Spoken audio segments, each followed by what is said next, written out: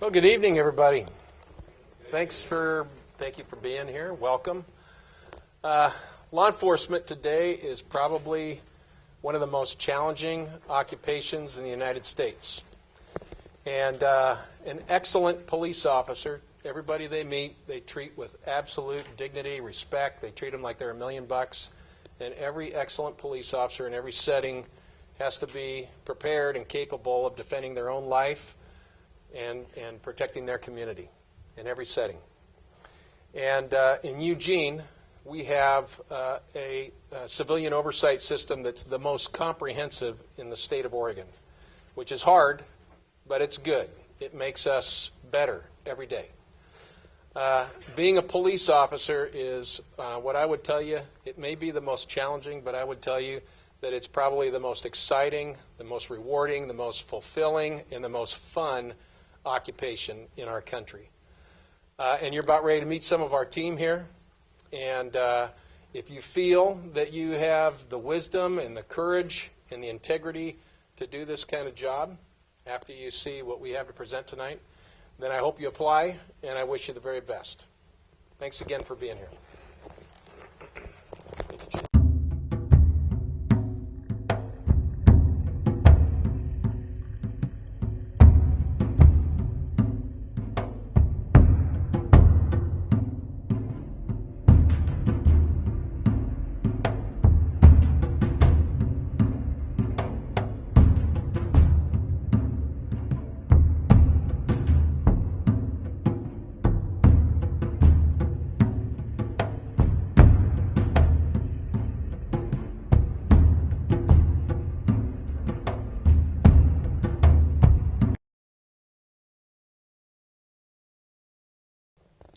So the thing that all of these careers have in common are these are previous careers from officers who are currently working for us. These are things that they came from.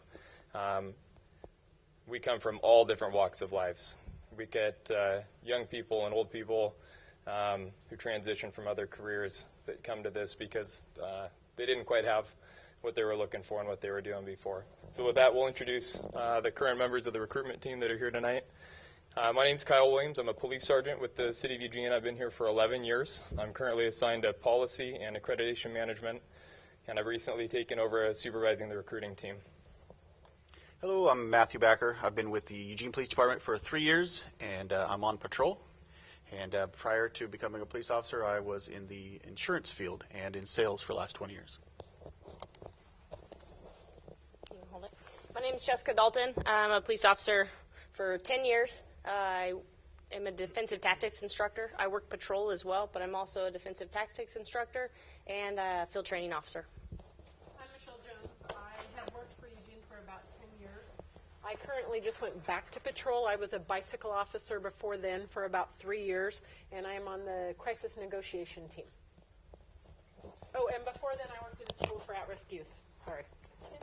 And we're capturing the audio through this as well, so even though some of these folks don't need them, I'm going to keep carrying around the microphone and holding it in their faces. All right, my name's Tim Hunt. I've been here for about 3.5 years with Eugene PD. Prior to this, I was a flatbed truck driver for about 8 or 9 years, and I was in the Marine Corps prior to that. Here I'm working on graveyard patrol. I do DUI enforcement. It's one of my favorite things to do. I'm a drug recognition expert, so I do drug driving enforcement as well. Hi, I'm Sean McGann. I'm a police lieutenant here. I'm also the recruitment team lieutenant. Been with Eugene Police for 23 years, about 10 less than the chief, at least, right, Chief? I have had a variety of different assignments, and mainly really glad to see you all show up here tonight, and hopefully we'll give you enough information to make a great decision and follow through with a law enforcement career with us. Join our team.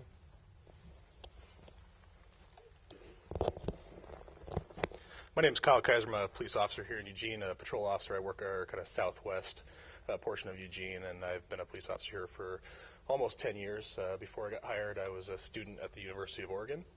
I'm outside of being a patrol officer, like Officer Dalton, I'm also a defensive tactics instructor, a field training officer, and I'm part of the recruitment team as well.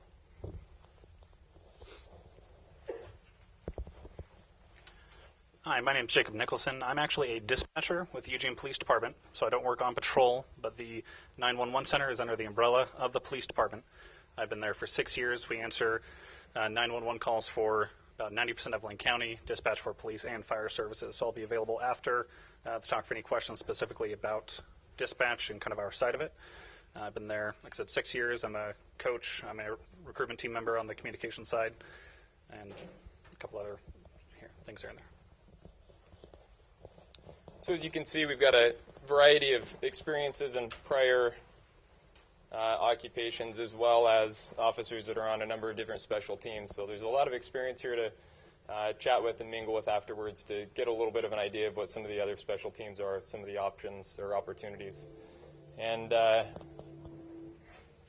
jumping ahead just a little bit here.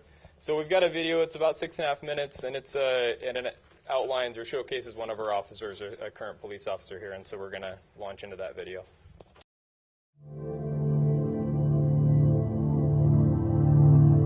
Ready, go ahead. 3058 Sam Lincoln. Copy, I'll be right there. Police work is not an MMA fight. There's no points awarded. There's not a hand raised at the end. There's no belt given out. It's a fight for your life, and it's not a sport. Hello, I'm Officer Gill here with the Eugene Police Department. Just be advised, our contact's being recorded. Do you have any type of ID on you whatsoever? The way people stand, the way they posture themselves, the way where their eyes are looking. When you get good at assessing those movements and those features, it helps with that quote-unquote sixth sense. This is not one of those careers where you just want to show up and put the uniform on. This is something where you want to be successful because you truly can have lots of impact on the lives of other people. He's a quiet guy. He's not in it for prestige, he's not in it for attention, he's not in it for anything else other than to go out and do his job and enjoy what he does in order to help out the community in general. I was born in a hospital in Racine, Wisconsin. On May 4th of 1977, my mom and dad came to the foster home and they brought me home. Without knowing it, I was very loved by lots of people right from the very get-go. My next door neighbor was the chief of police, and I would remember as a little boy him coming home with his copper-colored patrol car with the two individual red and blue lights on the top. I found him fascinating. I found what he did fascinating. What he did for a living was secondary to the person that he was. Sports was a huge part of my life growing up, on up through high school and into college. I can't tell you how many times I've went back to martial arts training and some of the experience that I've had in competition to be able to teach fellow officers how to do things, and especially in terms of teamwork, conflict resolution, getting along with other people, doing everything that I need to do to get myself ready to play is very, very similar to what I need to do to be successful as a police officer. All the things, a lot of the qualities that are necessary to be a police officer, I think I was slowly developing them along the way without even realizing it. I had a buddy a close friend a childhood friend that came up to the state of Oregon to come play football here. Well, his friend was married to my catcher, and so she told me, hey, my husband has a friend, he's a really good guy, he's from Wisconsin just like my husband, so they're good Midwestern guys and you might like him. So, instantly I felt like he was a really kind-hearted person, and just from there, just started getting to know each other better and realized that he was as great as she said and more. My wife had a fantastic 4-year career pitching for a major Division I university, and just a wonderful person and a wonderful athlete. I'm hoping that the combination of the two of us for our 2 kids will give them the opportunity to be athletic and play sports just like we did. If I don't look the part, if I don't look like I stay in shape and take care of myself, how am I going to convince anybody else that I can take care of them?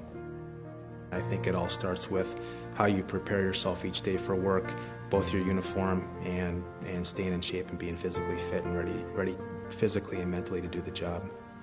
He's a good father, good family guy. He coaches baseball, works out in the gym with everybody else, as you can see, and everybody likes him. He's just a good-natured guy that's always got a smile on his face no matter what. I'm extremely proud of what he does, and not just because of the job that he does, but how he does it. That I know he's doing it morally and ethically and in a way that would make his parents proud, and I'm hoping that God's proud of as well. One of the things that got me into this career is I love serving people. I love being a part of a community and trying to make the overall community better. Hello. Okay, so we got a couple different things going on here. Do you have an actual insurance car? She's got a car full of kids, and so it's one of those things where you can get everybody out of the car and tow the car, take it from them, and just let them walk down the sidewalk. But is that something that you would be comfortable with? You have to enforce the laws as you know them, but you don't have to just completely ruin people's days and grind them so far into the ground that they can't recover. I've been very fortunate to be able to be involved in a career where I can enjoy my work, but I can enjoy my family even more. All right, buddy. Whoa, what are you swinging at? Coaching baseball teams, being out in the backyard with them, keeps me grounded and helps me realize that one is just a job and the other one is real life. Family, friends, and children will be affected if I can't turn things on and off and leave things that need to be left at work. There are kids out there that are neglected and maybe don't even have a mom or a dad, or one parent's gone, or they're being raised by their grandparents, or whatever combination of things that could happen. I want to put my arm around them and let them know that there are people out there like me that do care. In our community, a lot of the times it's the same people that we're dealing with over and over and over. It's very rarely do I go a day where it's all brand new people. Some people just weren't dealt the same hand, and life isn't as easy for some people as it is for others, and I need to treat people accordingly. At Richards. Yeah, really? With 40 cents in. You did? You can have a huge effect on those people just because you see them so much. If you can find something positive to say about them each and every time you deal with them, I'd like to believe that that's at some point going to add up. But if you need our help, Virginia, call us, because I don't want to see you. We don't just make the community better because we take bad people off the streets. We make the community better because we help lift up some of the people that don't have as much as we do.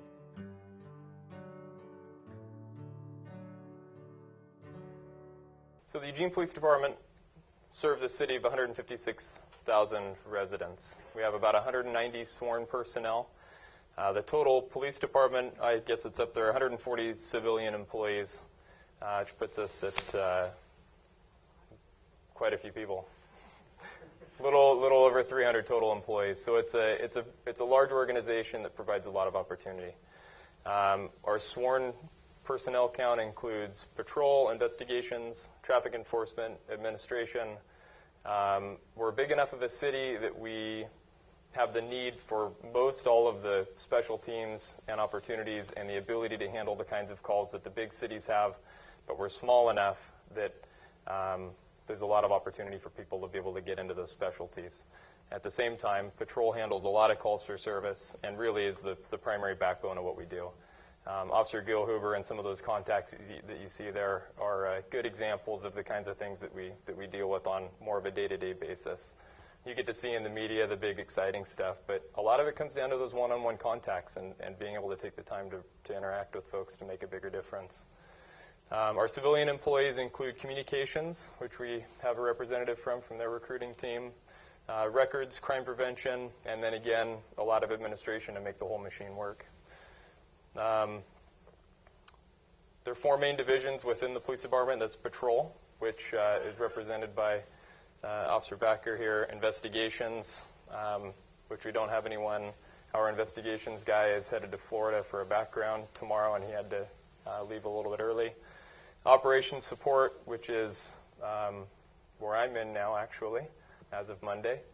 And that's the back, the administration basically behind everything to make it all work. And then technical services.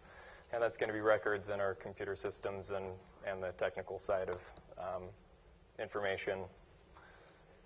Within the department, we start with the chief. Then we have the assistant chief, 2 captains, a handful of lieutenants. The lieutenants work in a variety of administrative positions as well as overseeing each of the divisions, and then watch commanders. So there's 4 lieutenants that oversee. They're the ones making the primary decisions about day-to-day operations on patrol.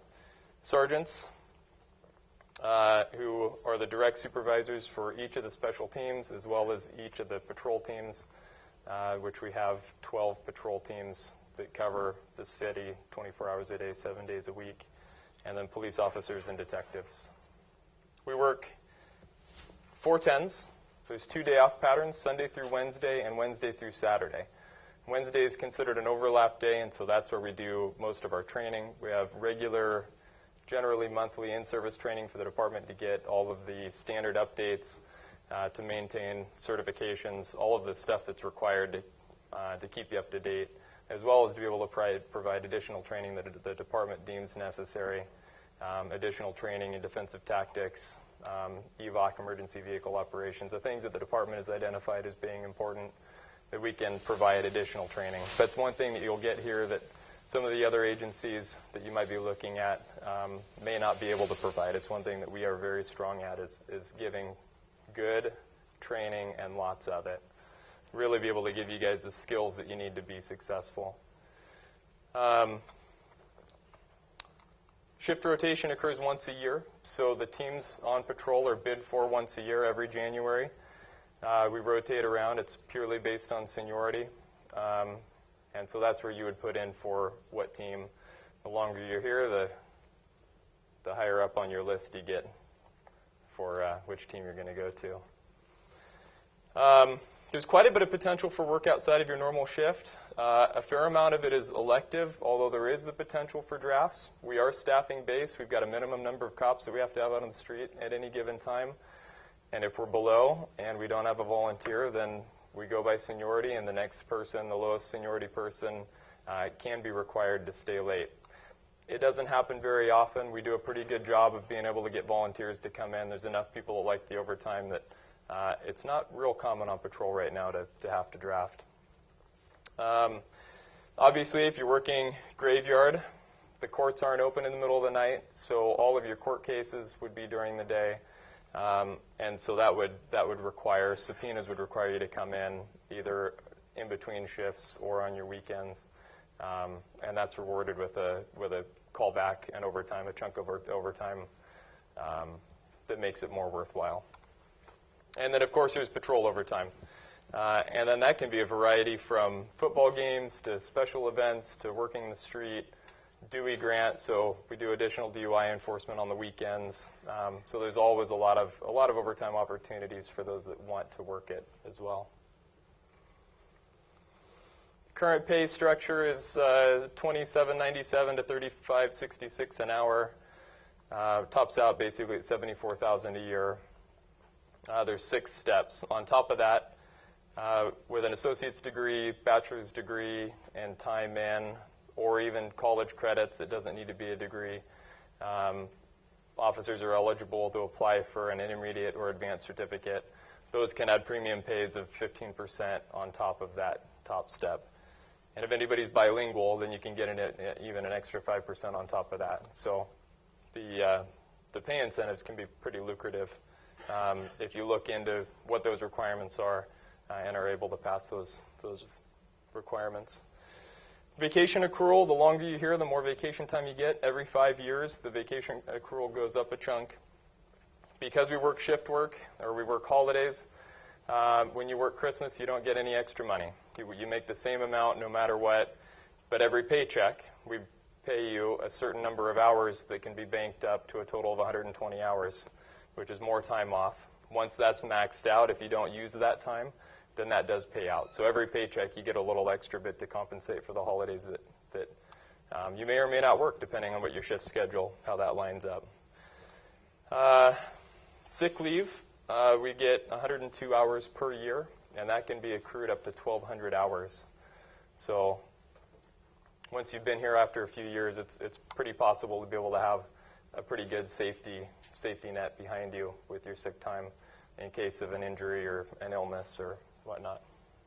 And with that, Officer Jones will talk about this next section. So we have quite a few special teams here at Eugene. Probably is a little different from some outlying agencies that are smaller and don't have the opportunities for special teams. We have SWAT, the Special Weapons and Tactics team. They have a picture there of one of our armed vehicles. We have a bicycle team. We have negotiation teams. We have a variety of different teams you can be a part of. In the back far corner, we do have some SWAT gear back there at the end. Whenever we do a breakup session, feel free to go back there and look. Sergeant McAlpine's back there. He can answer any questions you may have about SWAT. Some of the other special teams we have is K-9, and tonight we have Rob Greasel. And he is going to come up and talk to you about K-9 team, and then I'll discuss some of the other teams. I'm Rob Greasel. I've been with the Eugene Police Department here for about 16 years. 12 years of that was just working patrol, and loved every minute of it. And then the last 4 years I've been on the K-9 team. The K-9 team we have here, we have 4 teams, 4 dogs, 1 sergeant, 3 handlers. So what that means for us is we work patrol with everybody else. They limit the calls that we go on so that we're available to go find people when people run, when people hide. If we need to assist with somebody who may run or may hide. We use them for mostly searching. We use them for some apprehension when needed. They can be used as a use of force. We're going to do a little demonstration in a little bit, and I'll show you kind of how they operate. When they're at home, they're just like a fun dog. They're normal. They're puppies. They like to play catch with their ball and run around. When they're at work, and I'll demonstrate it, they flip a switch, and they know they're at work, and they know it's time to go. We usually get the dogs when they're about 2 years old, and they usually come from some sort of dog sport background. I don't know if you're familiar with dog sports. I wasn't when I started this. Anyway, it's big in Europe. It's like baseball in Europe. Everybody raises dogs, and they compete with them. And they compete with them in ways that are very similar to the ways we use them in police work, though different. So once we get them, we've got to transition them into how they're going to operate on the street, how they're going to behave around people, and how they're going to search, and how they're going to get used to working with lots of other officers around them. So that transition period can take them about a year after we get them. So they're usually about 3 years old when they're operational on the street. And we let them run until as long as they're healthy, which is usually around 9 or 10. It's kind of a hard life on them. So we use German Shepherds and Belgian Malinois primarily.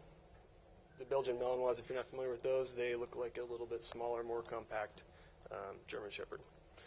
I have a German Shepherd. We have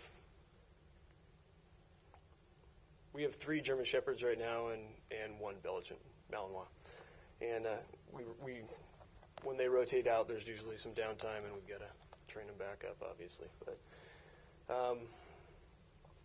let's see, what am I missing on that? Any questions about that? Well, I'll be available for questions at the back too when you guys have a break too. But we'll skip that and get to the fun demo. Yep, go ahead. How do you get to assign a team like that? Or you go into it, or? I'll talk about all that after this. Good question. I can answer it real quick if you want. So right now they're not on a rotational basis for the handlers. It takes a tremendous amount of training. I basically had to forget how to be a police officer when I got onto the K-9 team, and you got to learn how to be a dog trainer, dog handler. This is a completely different world. So it's a lot of training for both the dog and the handler to get on there. So you try to do a couple of rotations of dogs. So maybe you work 2 dogs, 3 dogs, and then if you're still into it, you do it. But when those positions do come available, we only have 4, so it's rare that they come available. When you do, you have to compete for them. So you have to be eligible, you have to be off probation, you have to have some patrol experience. You've got to have you've got to have spent your career basically having good skills with use of force and things like that, good decision making. And then there's a process you go through. There's interviews and things like that, and skill-based testing and physical testing and things like that that you go through. And that's pretty common for most of the special teams that you're going to see up here. Just elaborate a little bit on the special teams. So some of the special teams, like the school resource team, is actually a full-time team. They're at the schools, and they work with the school holidays, like 2 weeks off at the winter break, those kind of things. And a lot of the other teams are ad hoc teams, which are on top of your patrol assignment. So like SWAT, the negotiation team, the major collision, that's our crash team. They investigate fatality crashes, the defensive tactics team. So you're doing those, what we call ad hoc teams, on top of patrol. A few of those teams, you have a pager or you get paged with your cell phone, and you're on call, basically. So, and then there's training, scheduled trainings that you have to do also. So I won't.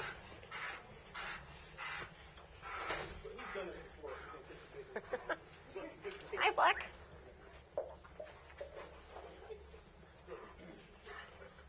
He's like, which one of you guys do I get a bite? Sleep free.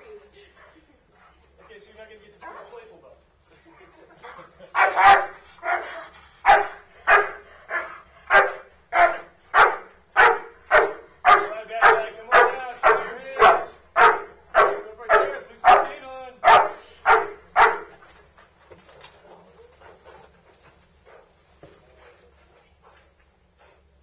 That's the apprehension part. The remarkable part is not that. Like, send him and have him buy somebody, that's not the remarkable part. The remarkable part is to have him hunt a guy that just stole a car, crashed it, and ran through campus at midnight, 5 miles to the riverbank. That's the impressive part of these dogs. All right, buddy. I bet he lets you have it.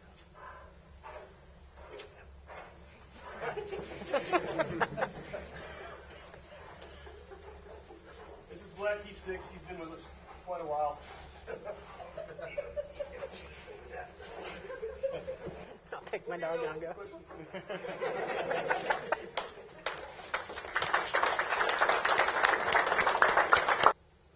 So we have some detective assignments also. We have financial crimes. We have a violent crime. Those are all full-time positions for the detectives. We have, the interagency works with various, I think LCSO is part of the narcotics team. And then our special investigations unit, they're special. I don't know exactly as far as they're unmarked, those kind of things. I can't give details on that. They do their own thing, do surveillance, those type of things with people that are maybe wanted or they're suspecting drug use, those kind of things, gang stuff. So I'm Jessica Dalton. I'm going to talk to you a little bit about Academy and field training. The Academy is the Oregon DPSST, so Department of Public Safety Standards and Training. It's a 16-week course. It's Monday through Friday, so you get weekends off. You can come home.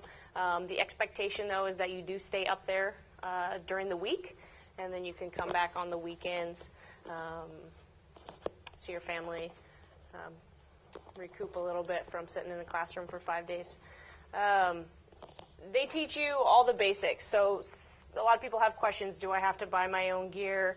What do I need? All that kind of stuff. You get basically sponsored by Eugene. So you get hired and Eugene sponsors you to go to Academy. That's the way it is in Oregon. Some states are different. So you pay for nothing. Eugene outfits you with everything that you need before you go to Academy, and all you have to do is show up and pass. They do have continuous testings, and there is a certain amount of requirements that you have to pass in order to come back here. Any general questions about DPSST? Yep. Yep, so you get paid from your start date. So let's say you get hired in September, but there's not an academy until October. Your pay starts in September, and the agency, Eugene, we will put you in a car basically with another officer, and you do what we call a zero phase. So that's part of field training. So zero phase means you're not graded. You're basically on a really cool ride-along where we give you a uniform. We do give you some training beforehand, so we don't just throw you out there. But very brief, maybe like you get defensive tactics, EVOC, some case law stuff. in firearms, and then you start a 0 phase until your academy starts. But you get paid throughout the entire time. Any other questions? Yep. Is the academy every quarter? How does that usually work? They have multiple academies a year, somewhere in the ranges of probably 6. So there's a continuous academies throughout the year, and it just kind of depends on what their calendar looks like. I also teach up at Salem for defensive tactics, so I teach here, and I also teach up there sometimes too. Yeah. Do they house you? Yes. Yep. So there's a room and board is all part of the program. There's a cafeteria there, some really nice gyms. Actually, they have really good work plans that they've been setting up over there, Olympic weightlifting facilities and stuff like that too. They do not have a closed campus, so you're allowed to leave in the evenings if you want to not have dinner at the academy and go out and meet people on any day of the week, but you usually have a lot of studying to do, so you do have that option. The housing situation is set up where there's 2 of you in one room. You have a shared bathroom with the other 2 people next door. So it's kind of you have a roommate bunk style. Any other questions? That's really basic. You guys can talk to me more about it afterwards if you have more questions about the academy. Field training, that's where the fun starts. So you go to academy, you sit in a classroom for 16 weeks, and you've got all this new police knowledge, and you're so excited to put it to use that you get to come and do field training. This is one of the most stressful parts of the job, is field training. There's 4 steps to field training, 4 different phases. So each one is 5 weeks. So when you come back from academy, you have 20 weeks of meeting expectations with another officer. You'll go through 4 different officers, 5 weeks apiece. And the expectations change. So your first phase, you're kind of expected to do 25% of the work. No 25% of it. And your field training officer is there to help you with the other 75. Your second phase, 50-50. Third phase, 75-25. And your fourth phase is when you'll actually be shadowed. So you might be in your own car driving around, and your field training officer is in their own car, and they just kind of stalk you on a day-to-day basis. Any questions about field training? You get daily observation reports every single day, so you'll always know what you're doing right and what you're doing wrong and what you can work on. Good evening, everybody. My name is Ryan Delker. I work in the Human Resources Department for the City of Eugene in support of the Police Department. If you've gone through one of these recruitments before, or if you've already put in your application, you've probably seen a few emails from me, and if you stick with this process, you're going to get a bunch more, so I apologize in advance for that. I'm just going to talk real quick about our application process and give you a couple tips along the way. So the first step is make sure to get that online application in by the deadline in February. It's really important that you get that in as soon as you can, because for this process, we're actually doing rolling invitations for our testing phases. So if you've got a particular time you want to get, maybe you can only do Saturday mornings or something like that, those time slots could fill up because we are sending out rolling invitations as applications come in. So I definitely recommend that you don't procrastinate putting that application in. There's a note up here about the pre-screen background form. That's just up there because in previous processes, we've asked for a pre-screen background form to accompany your application. For this process, that's not necessary. We discontinued that. We actually just postponed it for a little bit later part of the process. You just need to put in that online application. So if you're expecting that part of it, you don't need to do that for this particular recruitment. So after the applications come in, we'll screen to see if everyone meets minimum qualifications and invite folks to the testing. The testing has a couple different components. There's a written testing component, and that's actually broken up between a multiple choice test and a descriptive writing test. Those are going to look at things like your problem-solving ability, your memory, observation skills, and your writing skills. The physical abilities test is actually the ORPAT, and there's some resources available online as well as some stuff in the back, but we also are going to have actually some practice sessions for those over the next month. So I highly recommend that you make it to one of those practice sessions. It's a different physical abilities test than we've done for our previous recruitments. So even if you've gone through our process before, definitely you're going to want to make sure to go to one of those physical abilities practice sessions. So at the testing weekend, we'll also have you fill out some background paperwork. And if you are successful in the testing phases, we'll start to do some background check on you. That process goes pretty quickly. It's not a full background check. It's just an initial pre-screen background. But if everything clears, if you clear through all of those steps, we'll bring you forward to an interview. I'll talk a little bit more about the interview in a couple of minutes. If you make it through the interview, after that, we do a full background investigation. That's where our background investigator is assigned to your specific case. They spend a long time talking to basically just everybody in your life.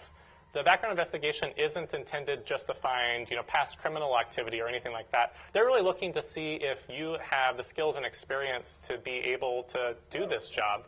So it's an evaluative tool, and it's part of just the state of Oregon requirements as well to be a police officer in the state of Oregon, that we do a very, very thorough background investigation. At that point, if you made it through the background investigation, we would actually give you a conditional job offer at that point and take you to a couple medical pieces to be a police officer. The first of those is a psychological evaluation, and then we do a pretty standard medical exam, which is, again, just making sure you meet some of the physical requirements to work as a police officer in the state of Oregon. So a couple tips for competing well for this position. Your application, you're going to want to make sure to take some time on that. Give some detailed experience. Make sure you talk about any education you might have, any work experience. And in particular, focus on those minimum qualifications that are listed on the job posting. If you don't meet the minimum qualifications, or if you don't articulate to us that you meet the minimum qualifications, we're not able to bring you forward even to the testing phase. So it's really important to list out your experience that meets those minimum qualifications. I mentioned those practice sessions for the physical abilities test. That's what that means, that they're the POPAT practice sessions. And I've actually got those dates I'll give you right now. They're on this flyer, which is in the back of the room. But we're looking at Thursday, January 21st, 5 p.m. to 7 p.m. These practice sessions, we'll get them started with just kind of walking you through what the test looks like. But if you can't make it right at the beginning of the practice session, I still recommend you try to get out there because you can just still run through the course and people can answer any questions you have around it. So we're going to have one on January 21st, January 30th, February 6th, February 11th, and February 19th. Another thing that you can pick up that might help you around the multiple choice test is we actually have study guides that are available for $4. You can pick those up from me this evening. You can come to our HR office. We'll have them at most of the physical abilities practice sessions. They're 100% optional. They just kind of have some general questions that might help you study for that multiple choice part of the written test. The descriptive writing exam is part of that written test. That's part of that testing weekend. There's a tip sheet in the back. If you haven't picked that up, make sure before you leave you want to pick that up because it's got some really good tips around that piece of it. There's also in the back of the room an interview tip sheet that has got some pretty useful tips. I'll talk a little bit more about the interview now. So our interview is a panel interview. They ask basically two different types of questions. One is what we call behavioral-based questions. This is questions based around what you've done, kind of based on the philosophy that past performance is going to be a strong predictor of your future performance. And we don't necessarily expect folks to come in with police officer experience. This is an entry-level position. So we're looking for experience where you've kind of shown that you've got the types of skills to learn how to do this work. So an example of this type of question would be, tell us about a time where you had a conflict with a coworker. You're going to want to try to think of examples from your work history that really show that you've got skills that would be similar to what a police officer might have. So maybe if you've worked at a bartender, you probably have some good skills de-escalating conflict. That'd be a great example to use in the interview because that's definitely something that's going to have a lot of crossover with being a police officer. The other main type of question that we ask is situational questions. These are more based about what you would do. These are designed to evaluate your problem-solving skills. The most important part of this type of question is that you want to make sure to share your thought process aloud as you problem-solve through these questions. So an example might be that they would actually give you a scenario where they're like, say you were a police officer out on patrol and you pulled somebody over and they started yelling at you as you got out of the car. Tell us what you would do in that scenario. They're not expecting you to know, police tactics or anything like that.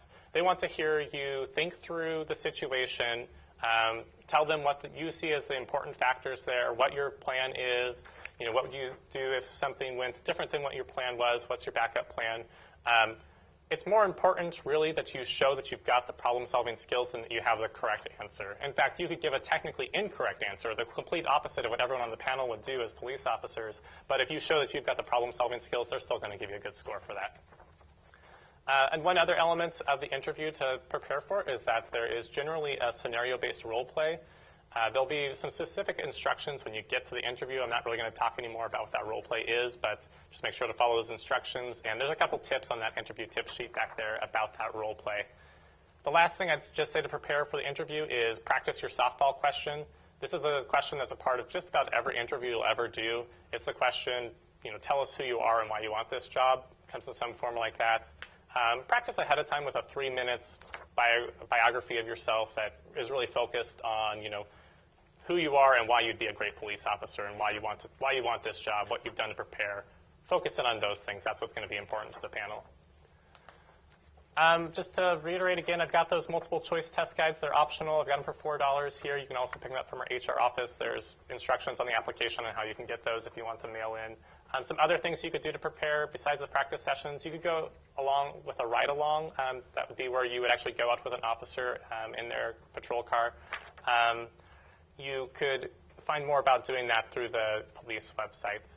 And then we also have an interview tip sheet, application tip sheets available in the back. Make sure to pick those up before you go. And of course, we've got lots of folks here who can talk about being a police officer and kind of explain what they did to prepare for this role. This will be our first testing where we're switching to ORPAT. And there's a lot of reasons why we did that. The biggest one is that it's streamlined in Oregon. ORPAT is what the majority of agencies in Oregon will use. It's also the state standard. So the testing is different. I don't know, there's some people in here that I recognized before as doing POPAT.